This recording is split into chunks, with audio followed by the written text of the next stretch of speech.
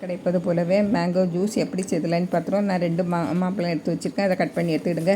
ஒரு அரை கப்பு பச்சை மாங்காய் துண்டுகளையும் போட்டு 3 கப்பு தண்ணி விட்டு நல்லா கலந்து விடுங்க. அதில் அரை கப்பு சீனியும் போட்டு நல்லா கலந்து விட்டு நல்லா வெந்து வரணும். இந்த பச்சை மாங்காய் நல்லா வெந்து வரணும். ஒரு 5-6 நிமிஷம் ஆகும். இப்போ நல்லா வெந்த உடனே அதை ஒரு பெரிய வடிகட்டியில் போட்டு நல்லா வடித்து எடுத்துருங்க. ஜூஸ் தனியாக இருக்கட்டு. நல்லா வடிஞ்சதும் எடுத்து ஆற வச்சுருங்க. நல்லா ஆறின பிறகு தான் மிக்ஸி ஜாரில் மாற்றி அரைச்சி எடுக்கணும். இப்போ அரைச்சதை நம்ம வடிகட்டி வச்சோம்ல அந்த ஜூஸில் போட்டு எல்லாமே அரைச்சி அதில் போட்டுருங்க. நல்லா விஸ்கால நல்லா கலந்து விட்டுருங்க. நல்லா கலந்து விட முடியலைன்னா மிக்ஸி ஜாரில் மாற்றி நல்லா அரைச்சி எடுத்துருங்க.